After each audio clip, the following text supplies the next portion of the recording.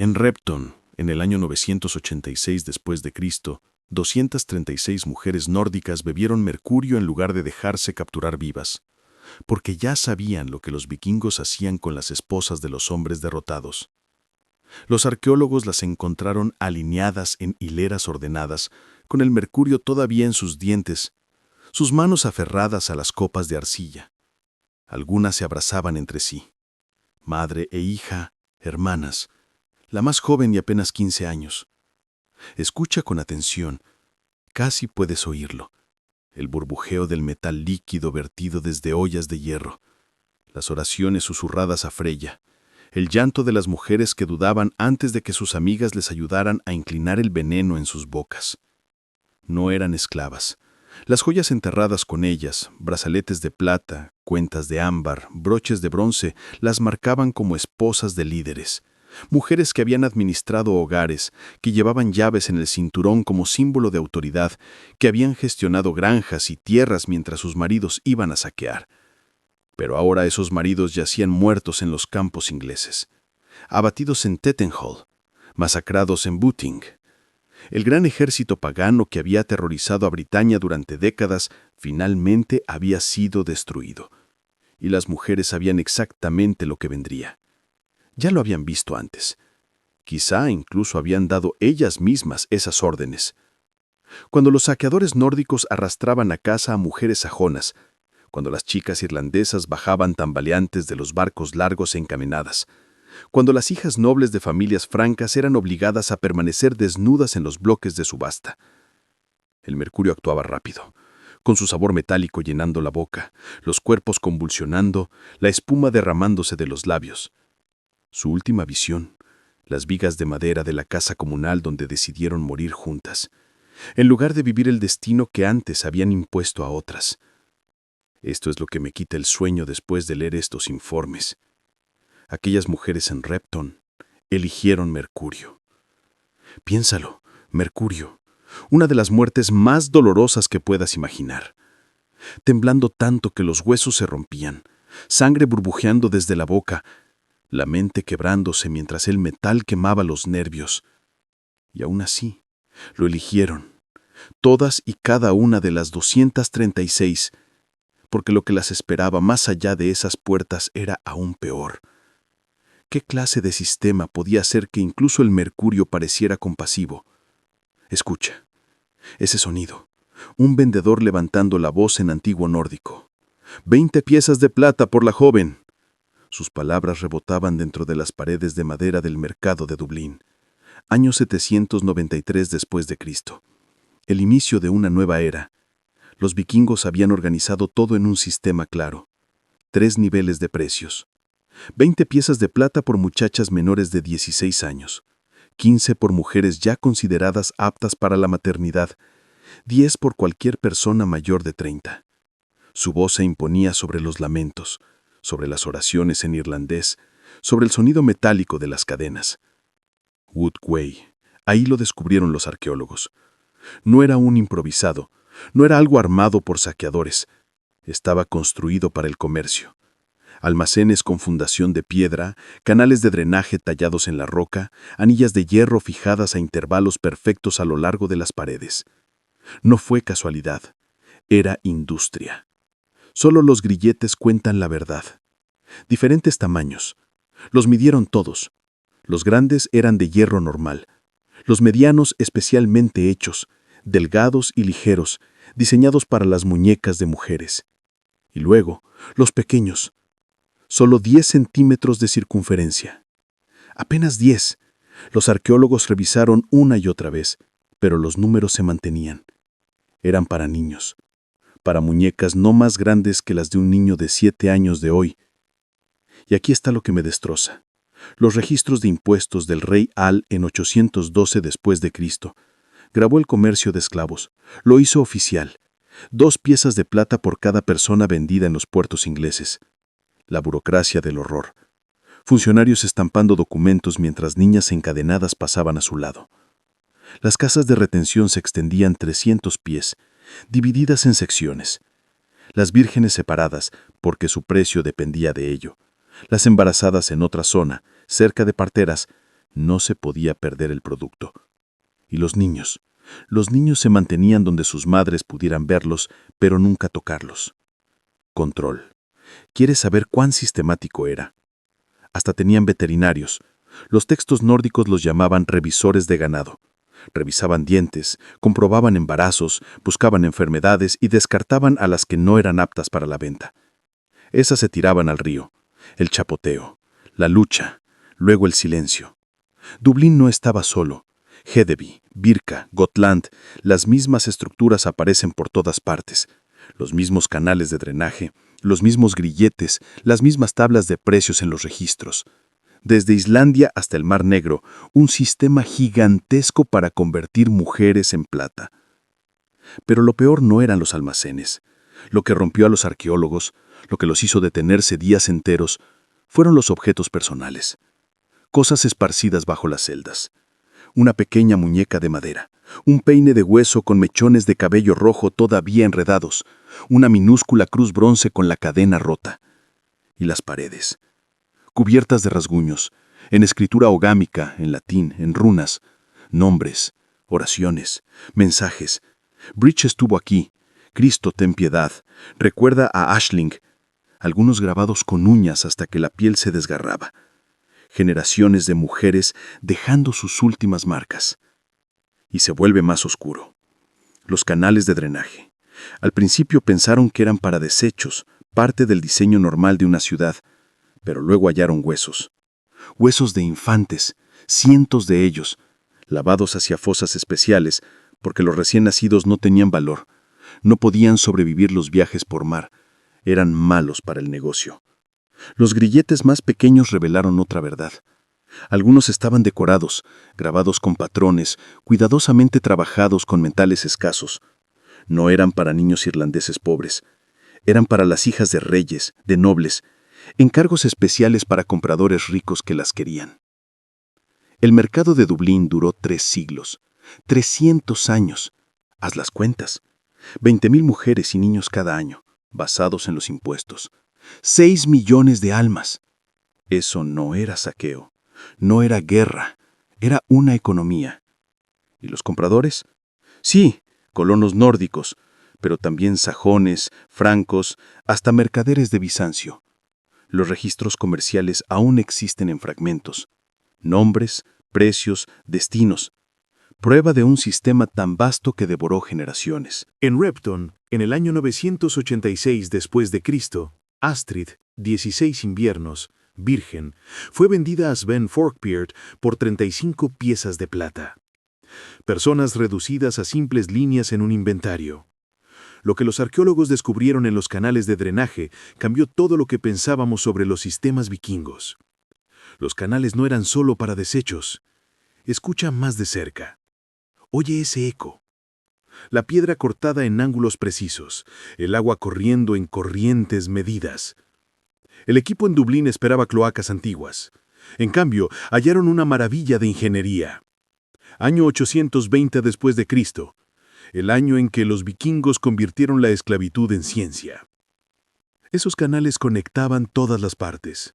Los bloques de Austasa enlazados con los almacenes con los muelles con los barcos. Un enorme sistema diseñado para mover carga humana sin perder ninguna pieza de propiedad. El agua goteaba a través de ranuras cortadas siglos atrás. Cada gota llevaba memoria. Los arqueólogos siguieron los canales bajo tierra. Los mapearon. Lo que hallaron los llevó a llamar a expertos. Ingenieros hidráulicos. No eran zanjas al azar. La pendiente estaba fijada en un 2%, suficiente para transportar desechos, pero no tan inclinada como para romper la piedra. Pero aquí vino la sorpresa. Los canales se dividían. Los grandes para desechos normales. Los pequeños, de apenas 20 centímetros de ancho, llevaban a otro lugar.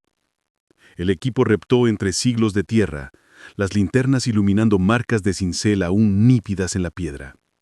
Los canales terminaban en pozas, cuencas de caliza talladas en bloques únicos. ¿Por qué querrían los esclavistas filtros? La respuesta estaba en el sedimento. Capas apiladas como anillos de árbol. Y en ellas, arsénico, polvo de mercurio, trazas de plomo. No limpiaban basura. Estaban filtrando veneno. Arriba, los almacenes contaban otra historia. Cada uno alojaba a 200 personas. La base lo demostraba. Agujeros de poste cada 2 metros. Anillas de hierro entre ellos. El equipo reconstruyó el plano. Calculó el espacio. 3 pies cuadrados por persona. Suficiente para sentarse, no para estirarse. Los drenajes corrían debajo. Agujeros de aire perforados en las vigas. Una ventilación equilibrada. Para mantener a la gente viva, pero débil. Demasiado aire y podían resistir. Muy poco y morirían demasiado pronto. Los vikingos habían encontrado el equilibrio exacto. Pero Dublín solo fue el comienzo. Año 830 después de Cristo. York. La excavación ahí reveló algo que hizo que los almacenes de Dublín parecieran suaves. No estaban preparados. Pensaron que era otra excavación más. Luego dieron con madera conservada en suelo húmedo. Vigas enormes. Artesanía digna de un salón real. El sitio se extendía bajo lo que hoy es Coppergate. Excavaron con cuidado, centímetro a centímetro. No era un almacén, demasiado refinado, demasiado dividido. Luego aparecieron los herrajes. Piezas construidas para uso pesado, cerraduras con pasadores adicionales, habitaciones hechas para distintas etapas del proceso. Era un centro de clasificación. No almacenamiento, procesamiento. La madera mostraba marcas. Surcos donde las cadenas habían rozado por años. Manchas que las pruebas identificaron como desechos humanos. Sangre y otros fluidos que los informes se negaron a nombrar. El sonido viajaba distinto bajo tierra. El sitio de York tenía cámaras de eco. Habitaciones donde los gritos se propagaban, donde otros podían oír. Un arma mental. Romperlos antes de embarcarlos. Los sistemas de sujeción tampoco eran aleatorios. Grilletes en paredes para estar de pie. Plataformas planas al centro. Vigas arriba con poleas. Los vikingos habían planeado cada paso del sufrimiento humano. Pero las rutas comerciales fueron donde mayor esfuerzo pusieron. Año 840 DC. Se abrió la ruta oriental. Constantinopla, Bagdad. Mercados donde las mujeres nórdicas pálidas alcanzaban precios altísimos. La logística fue enorme. 3.000 millas a través de mares, ríos y cruces terrestres. ¿Cómo mover gente tan lejos? La respuesta estaba en los barcos. Los arqueólogos los hallaron en el puerto de Hedeby, quillas y cascos preservados que no coincidían con naves de carga normales. Estos barcos habían sido reconstruidos. Vigas más anchas, cubiertas bajas, respiraderos en los cascos. Revisaron la capacidad. 50 a 70 mujeres por nave, acomodadas en capas, apenas espacio para sentarse. Los respiraderos dejaban entrar rocío salado, agua marina que impedía que las heridas cerraran, evitando que la infección se propagara demasiado rápido. Cada detalle calculado. La ruta del Dnieper reveló aún más. Paradas cada 60 kilómetros, campamentos amurallados con agua fresca, corrales construidos del mismo modo, los mismos drenajes, las mismas pozas. Desde Novgorod hasta Kiev y el Mar Negro, una cadena continua. Cada parada tenía su personal. Marineros que sabían la cantidad exacta de alimento para mantener a los cautivos vivos, pero débiles. Curanderos que trataban heridas, que reducían valor. Guardias entrenados para controlar sin dejar marcas. Los vikingos habían creado oficios enteros alrededor del comercio. Y el sistema iba más allá de edificios. Crearon herramientas financieras, notas de crédito. Una mujer capturada en Irlanda podía venderse en Constantinopla mediante promesa escrita. Cartas de crédito, precios fijos, seguros contra pérdidas en tránsito. Las raíces de la banca escritas en dolor humano. Las pruebas siguen acumulándose. Herramientas especiales, hierros marcados con sellos de mercaderes, balances calibradas para pesar personas, libros de registros con columnas listas, especie, edad, salud, origen, comprador, precio, como formularios de envío, pero para vidas. En York, desenterraron algo aún peor que en Dublín. El jadeo de la arqueóloga llenó la fosa. Su lámpara iluminó algo que no debía haber visto. York, Coppergate. Bajo la calle, desenterraron lo que los congeló. 64 celdas, cada una de 1.80 por 1.20 metros. Muros de piedra dividiéndolas. Sin ventanas. Drenajes conectándolas todas. El supervisor vino. Miró una sola vez y ordenó a todos excepto al equipo senior que se retiraran. Esto no era una prisión. El diseño era demasiado exacto, demasiado especializado. Mapearon cada habitación, fotografiaron todo. El desgaste de la piedra contaba su propia historia. Surcos alisados no por cadenas, sino por cuerpos humanos, moviéndose de la misma forma una y otra vez durante años. Escucha. Ese sonido es un detector de metales gritando. El equipo escaneó cada celda. Las lecturas se volvieron locas, hierro por todas partes. No en las paredes, sino en la tierra, empapada en la arcilla de Yorkshire tras décadas de sangre hundiéndose en ella. La celda 23 lo cambió todo. La arqueóloga, la doctora Sarah Whitfield, fue la primera en entrar. Su aliento se condensaba en el aire frío subterráneo. Estaba registrando arañazos en la pared cuando los vio. Pequeños huesos de dedos. Huesos de dedos de bebés, incrustados en el mortero entre las piedras. Las celdas no habían estado vacías cuando fueron usadas. Año 876 después de Cristo, el inicio del sitio de York. Los vikingos habían aprendido de Dublín y cambiado sus métodos. Esto ya no era almacenamiento. Los huesos revelaban la verdad. Cicatrices pélvicas, huesos débiles por pérdida de calcio. Aquellas mujeres habían dado a luz muchas veces en esas celdas. La voz de la doctora Whitfield se quebró en sus notas. El sujeto muestra signos de entre 4 y 6 embarazos. Murió alrededor de los 22 años, desnutrida, traumas repetidos. Se detuvo. No pudo continuar. Otro arqueólogo tomó el relevo. El plano ya era claro. 64 celdas dispuestas en un cuadrado alrededor de un patio central con drenajes. Los guardias podían vigilar todo desde un solo punto. ¿Pero qué vigilaban? Los artefactos dieron la respuesta. Tubos de alimentación, grilletes diseñados para mujeres embarazadas, herramientas de parteras.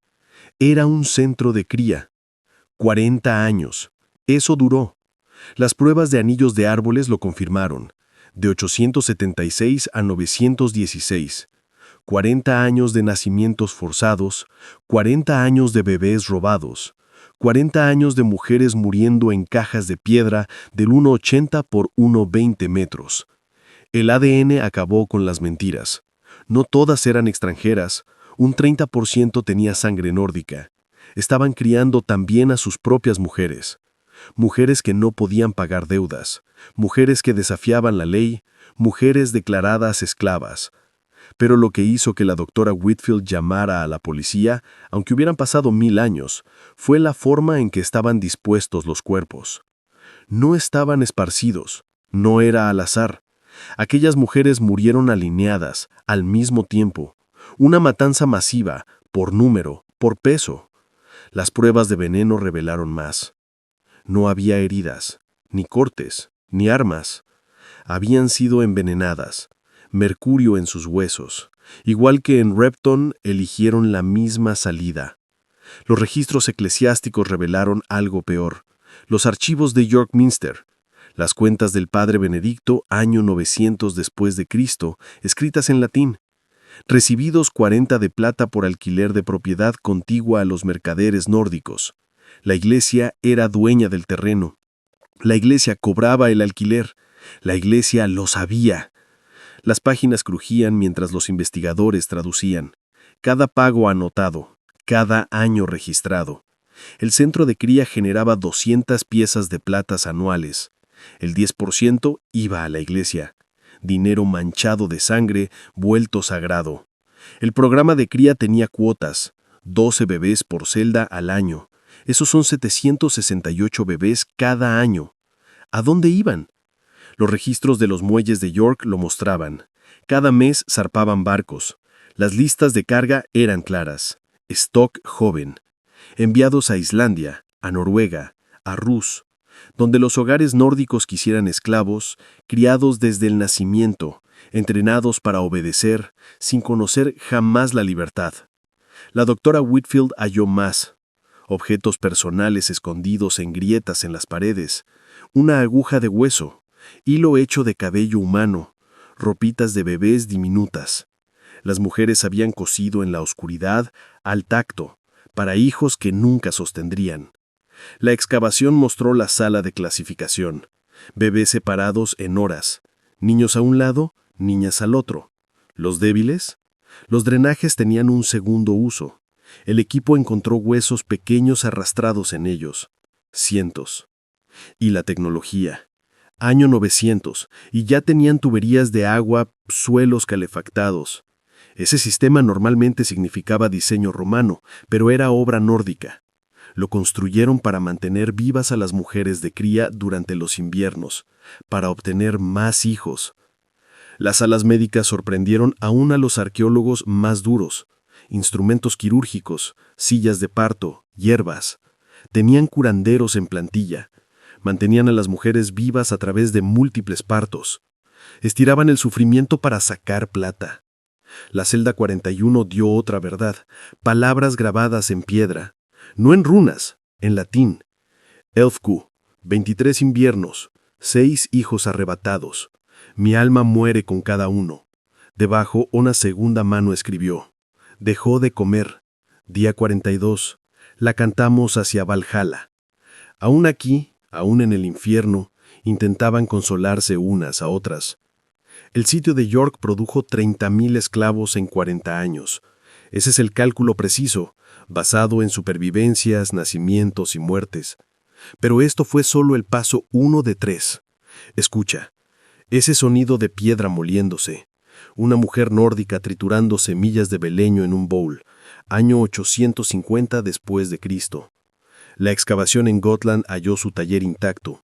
Morteros, molas, frascos de arcilla manchados de morado por la belladona, viales de vidrio que alguna vez contuvieron mercurio. Los vikingos habían convertido la química en control. Eric Lindqvist la encontró, a la herbolaria, enterrada con sus herramientas. El estudio de su área de trabajo mostró 37 mezclas distintas: beleño, cicuta, acónito, sales de mercurio, polvos de arsénico. Pero aquí vino lo que lo hizo apartarse de la mesa. No eran medicinas. Las cantidades eran incorrectas, demasiado fuertes, demasiado puras. Las drogas no estaban pensadas para matar. El beleño en pequeñas dosis causa visiones, obediencia, pérdida de memoria. Los vikingos lo sabían, lo habían sabido durante siglos. Las marcas en esos morteros mostraban un uso repetido. Las mismas recetas, las mismas medidas, las mismas dosis, usadas una y otra vez. El taller de Gotland estaba ligado a algo más grande. Desagües de piedra corrían desde su sala de molienda hasta las áreas de encierro. Mujeres drogadas podían ser movidas sin pelear, sin memoria, sin pruebas de lo que se les había hecho. Año 873 después de Cristo, Puerto Maro, Irlanda. El grito del cortador de turba resonó en el pantano. Habían encontrado su cuerpo, preservado 1000 años, cada detalle aún claro. Su cabello rojo trenzado, uñas pintadas con ocre, estómago lleno de semillas de beleño. La doctora Maeve Collins dirigía el equipo. Lo que desenterraron lo cambió todo. Esto no fue una muerte ritual. La posición era incorrecta. Las cuerdas eran diferentes. Esta mujer había sido desechada. ¿Pero por qué preservar su cuerpo primero con mercurio? La respuesta era el mercurio. Su carne empapada en él. No lo suficiente para matar rápido, solo para traer locura, temblores, visiones. Los vikingos estaban probando, encontrando dosis, usando a mujeres irlandesas como sujetos de prueba. El pantano lo conservó todo, incluso su rostro. Ojos abiertos, boca entreabierta. Estaba consciente cuando la arrojaron. Consciente, pero inmóvil.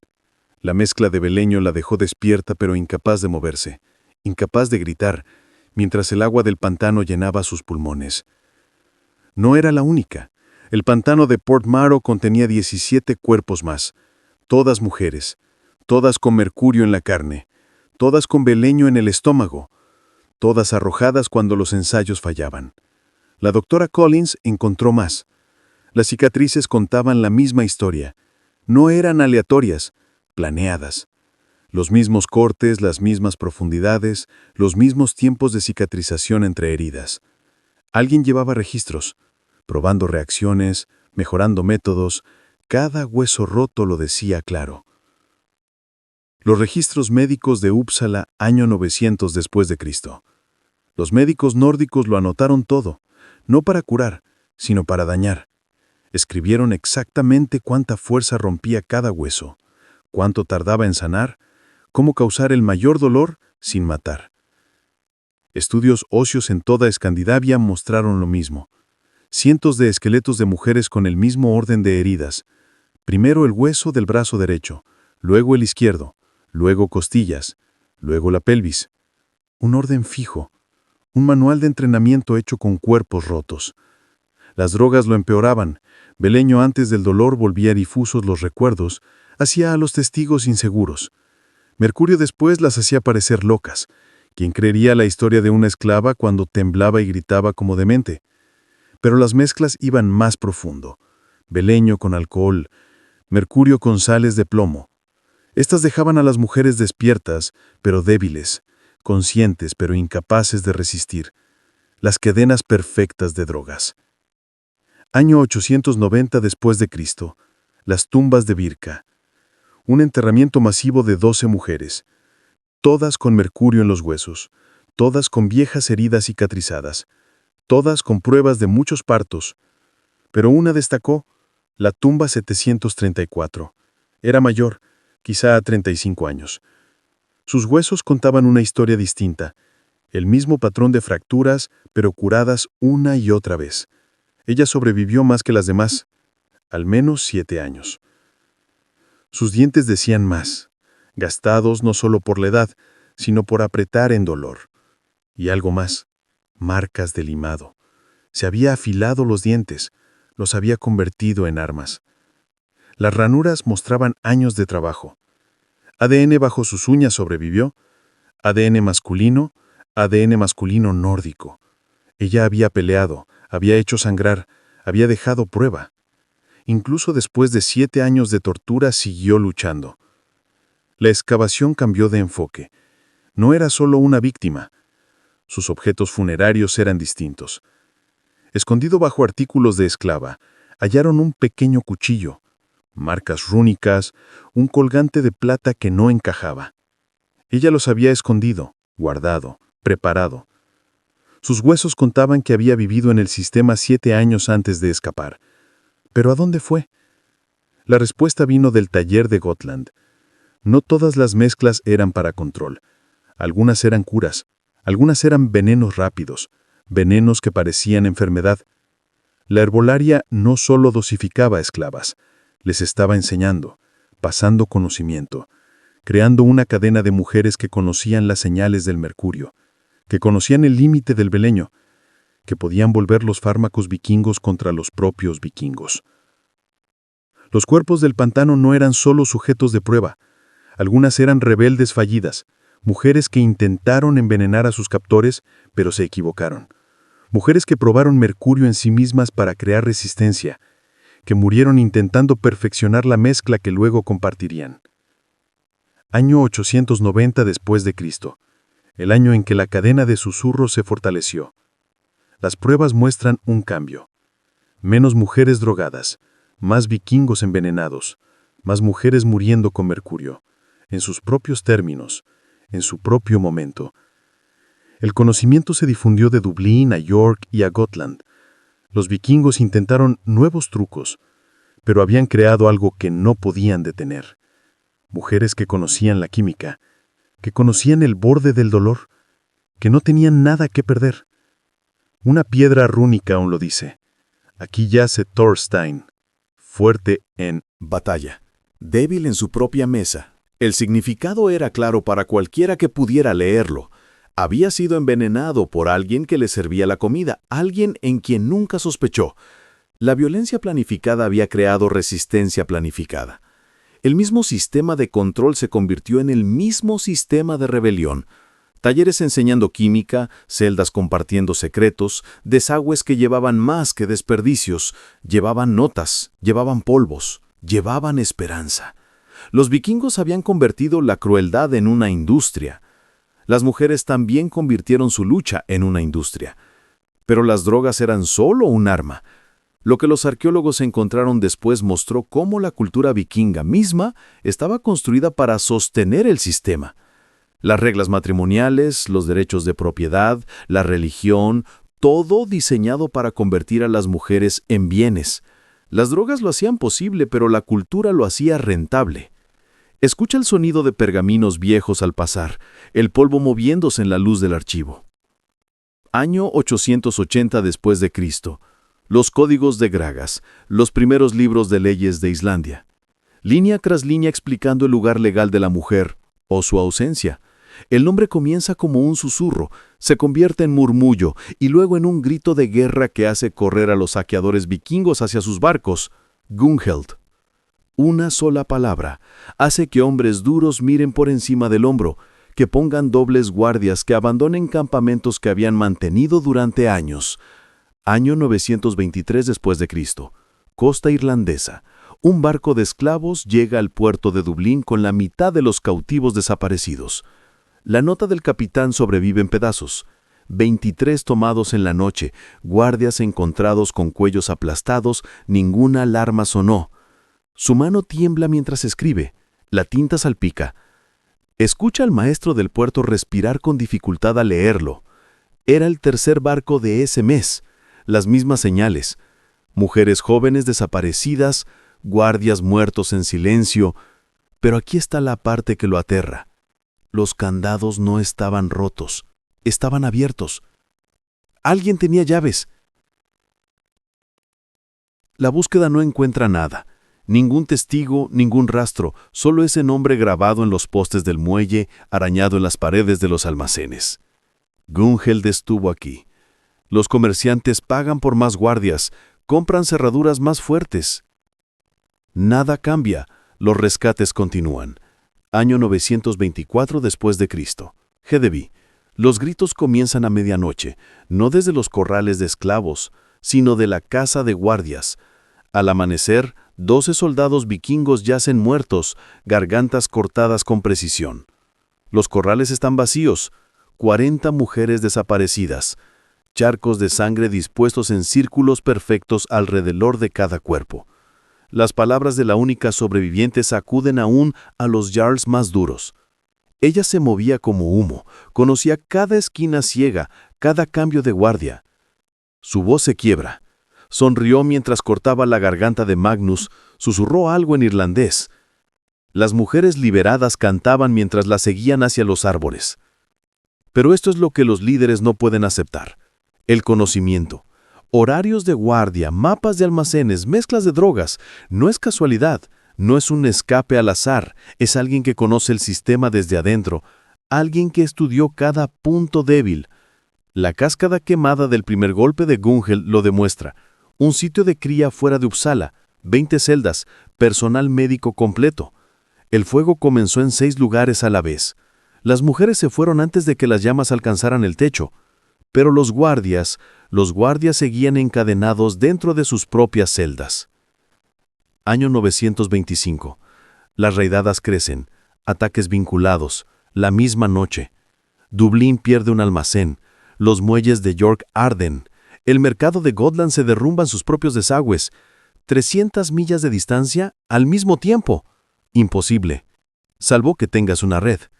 Los vikingos encuentran trazos en las cenizas, marcas rúnicas, no runas normales, cambiadas, un código que solo ciertas mujeres podían leer. Los mensajes son claros, listas de tarjetas, mapas, nombres de guardias, costumbres. Gunhild no solo liberaba esclavas, estaba formando un ejército. Su estilo cambia con cada ataque. Al principio, silencio, muertes rápidas, escapes ocultos. Para el año 926 deja señales. Guardias hallados en poses de muerte vikingas, sus propias marcas al rojo vivo impresas en su piel. Sus gritos duraron horas. Los gremios comerciales unen fuerzas, contratan a los mejores cazadores, ofrecen riquezas por su captura. Los trazadores encuentran sus campamentos, siempre vacíos, siempre con trampas. Uno pierde 3 dedos con una cuchilla oculta en un petate. Otro cae en un pozo lleno de estacas afiladas. La nota del médico dice que las estacas estaban cubiertas de beleño. Murió viendo visiones. Pero Gungel comete un error. Deja una pista. Un sobreviviente de la raidada de las Orcadas, un joven guardia que fingió estar muerto entre los cuerpos, vio su frente, la cicatriz resaltaba, una marca de quemadura en la mejilla, la marca de un mercader vikingo, propiedad de Hakon Grimson de Trondheim. Los archivos aún existen. Registros de la hacienda de Hakon, año 915 después de Cristo. Mujer islandesa, 16 inviernos. Alta calidad, asignada a tareas domésticas. Solo eso, pero compáralo con listas de verturas, registros de cría. Ahí está, 4 nacimientos vivos, 2 niños, 2 niñas, todos vendidos después del destete. Ella había estado en el sistema 8 años. 8 años de abusos, partos forzados, viendo a sus hijos vendidos,